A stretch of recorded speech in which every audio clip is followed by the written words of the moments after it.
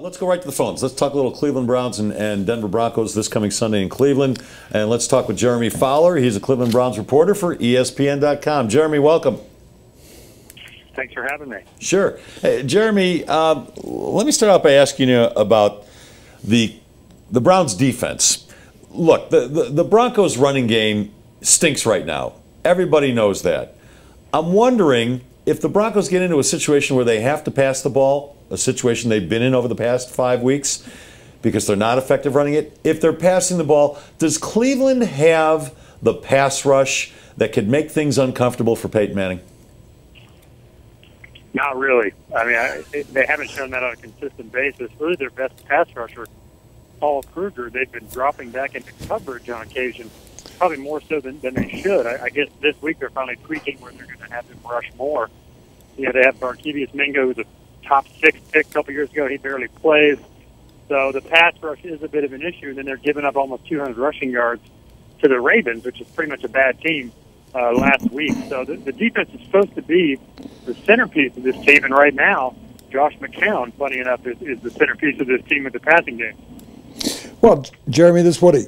You just brought it up. McCown has set a Cleveland Browns record for accomplishments over a 3-game period, but we're talking about the Broncos having no running game.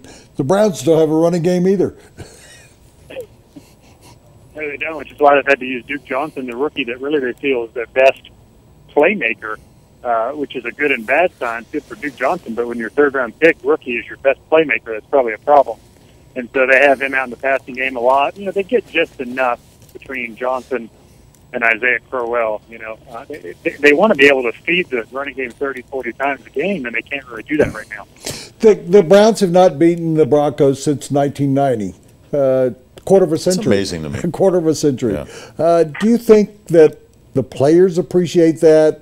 That the people in Cleveland, I mean, the people in Cleveland, every time I talk to anybody from Cleveland, they bring up the drive and they fumble and everything else. But do you think there's a little bit of squeezy motivation this week because of the history? And it's an old history. It's a real old history. But do you think that has any kind of meaning? Yeah, I think that's more for the fans. I mean, those memories of the drive are so fresh. That wound is still not completely closed. And so the fans have a hard time moving on. But the players, you know, they've been on the Browns team that hasn't beaten a lot of teams in the NFL for a long time. Maybe not since 1990, but, you know, the Broncos are not the only one. And so, you know, really they're just looking for an upset every week. They don't care who it is. Yeah, Jeremy, from being around the team, from talking to the coaches, do you get the impression that the Browns folks feel they have the better quarterback in this game? Well, I haven't gotten a direct answer to that, but I get the sense that they thought McCown could do some good things and manage the game, and that the last 3 weeks he's probably outperformed what they expected, but they also don't necessarily expect him to keep it up. You know, now maybe he'll have some success, but Denver could be the week where his 350-yard passing game ends because, you know, even missing DeMarcus Ware, they're just so loaded, and especially they don't really need to blitz much. McCown's played really well against the blitz. If they sit back and let their coverage do the work, you know, they should be fine. McCown's been good at not turning the ball over and getting yards on dump-offs, but a lot of that's been against the blitz. Jeremy, I looked a day or so ago, and I was looking at the 2-3 teams in the National Football League, trying to see who of that bunch, in Seattle we would think, would still be in the running for a playoff spot. But are the Browns realistic that they can still be a factor, at least as a playoff team? Because Cincinnati's running away with that division like the Broncos are the AFC West. I mean, are they kind of transitioning into, once again, this is next year's team, or are they legitimately thinking that they can still be a playoff team? Well, week to week, they think that they can steal some games.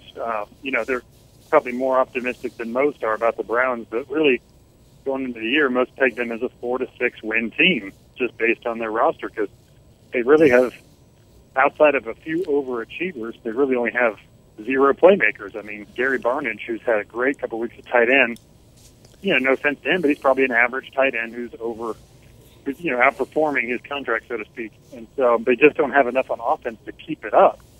And eventually they're supposed to be better, but they're not, so that's going to pose a problem eventually. You know, they beat Baltimore, but Baltimore's a pretty bad team right now. So I just wouldn't read too much into that. Cincinnati, Pittsburgh are both going to be loaded once Ben Roethlisberger comes back. It's going to be hard to get better than third-place footing in that division. Well, they made a decision to continue with McCown even after Johnny won that game. I mean, is Cleveland, from your perspective, going to have to draft another quarterback? I mean, is what Josh McCown counterproductive to what we would find out about Johnny Manziel this year, whether he can play and whether he can make any advancement? I mean, if the Browns are going to be ever relevant again, they got to figure out exactly what they're supposed to be. Yeah, and that poses a problem with Manziel, because even if they're higher on them than they were a year ago, which they are, they think that he's made a lot of steps. You know, they don't necessarily look at him as an elite quarterback, but they have to find out more. And I don't know if he's going to get that chance this year, but you kind of need to know this year. I don't know that you can go into camp in 2016 with Johnny competing for your starting job unless you know he's the guy. I just don't think he can get that third-year leash at this point on a exploratory basis. So you need to figure something out this year. That's kind of why those 2 games Manziel played were good for him, but it's still not enough. You just need to see a little bit more. So, you know, if they're 3-9 or something, I could see Manziel playing the final 4 games. That might give them more clarity. But yeah, they could very well be in the market for Cal's Jared Goff or Connor Cook from Michigan State or one of those guys. Jeremy, from living and working in the community, do you get the impression that Browns fans and maybe even the organization still have this terrible taste left in their mouths from those games against the Broncos in the 80s? Do the fans get up for the Broncos coming to town as much as, say, the Ravens or the Steelers or, you know, any other team that the Browns consider rivals? The Broncos don't ever come to town. They don't play each other anymore. That's why. I mean, I remember going there once in like 2008, but the teams don't play. Yeah. I mean, and Jeremy addressed that earlier, that maybe there's still a running sore or an open wound or something, but it's almost like it's Jimmy Brown era. I mean, I would think Pittsburgh coming to town, or so Baltimore, no more inspiration because it's the Broncos with that history. Yeah, I think a little bit. Adds a little cachet. The division rivalry games are always bigger. You know, Pittsburgh, Cincinnati, Baltimore, because they see each other so much. Sure. Times a year each. You're right. The Broncos just haven't played them as much. But this is a very loyal fan base, and you know, you have grandparents whose kids grew up on the Browns, whose grandkids grew up on the Browns. So people stay here and live here. So, you know, they are fully aware of what it means to play the Broncos. A pointed question. We've circled around this question, but how do the Browns beat the Broncos?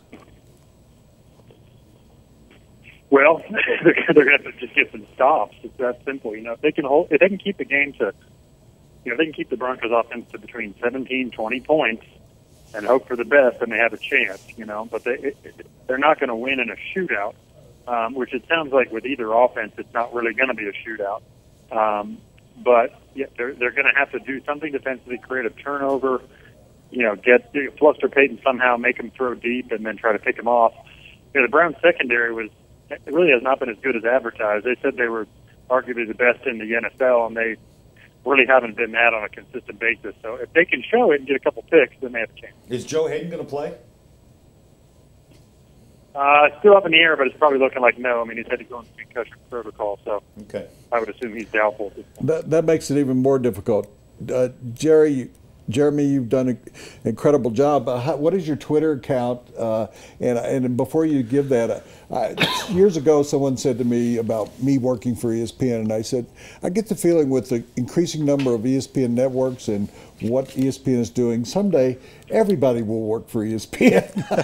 Do you have that feeling too? That, I mean, we're all going to at some point not work for the United States government. We're all going to work for ESPN. And how enjoyable, on the personal level, how enjoyable is it for you being involved with I think it's fascinating what ESPN does, where they have a reporter in every city, and it's almost like these are the new beat reporters in America. Yeah, it's been good. You can get your hands in a lot of different areas and kind of explore, on a multimedia platform, which I like. I used to cover national college football, so to go in one town and say I'm going to cover one team, on the surface, it doesn't look like it's going to be that adventurous, but it really is, because you get to do TV, you get to do radio, you get to do daily reporting, but you're writing for a national outlet on one team, so it can be a lot of fun. Well, actually, an international outlet, and those four letters open up a lot of doors. And as I said, you're doing a great job. So what is your Twitter account? It's J Fowler ESPN. And so for all the people in Denver that really want to find out what's going on with the Browns, reach out to Jeremy. Well, we've got a lot of Cleveland people living here in town. And Jeremy, I thanks, said, man. so Les and I are having arguments all week, because I don't care whether the Broncos win this game, and I'm going to write it for Sunday. I don't care whether they win the game. They've either got to find out they have a running game, or they're not going to go anywhere anyway. So, I mean, would you agree, as a distant observer, the Broncos, I mean, would you say the Broncos are an elite team? Are they one of the best four teams in the National Football League? And they've been ranked continually in the top four. Yeah, if it was 2012, I would say so, but I just can't say that right now. Now, the defense is top four, there's no doubt. And that can get you a long way. I mean, you get a few breaks if Peyton can kind of rediscover some magic. Yeah, it just doesn't look the same right now, though, does it? I just don't know if they're in my top four. They're in my top 10 still, no doubt, because that defense can carry them. And I think the running game will get going eventually. Hey, Jeremy, thanks. Anytime, guys. Thanks. All right, Jeremy Fowler. Read him at ESPN.com. He covers the Browns.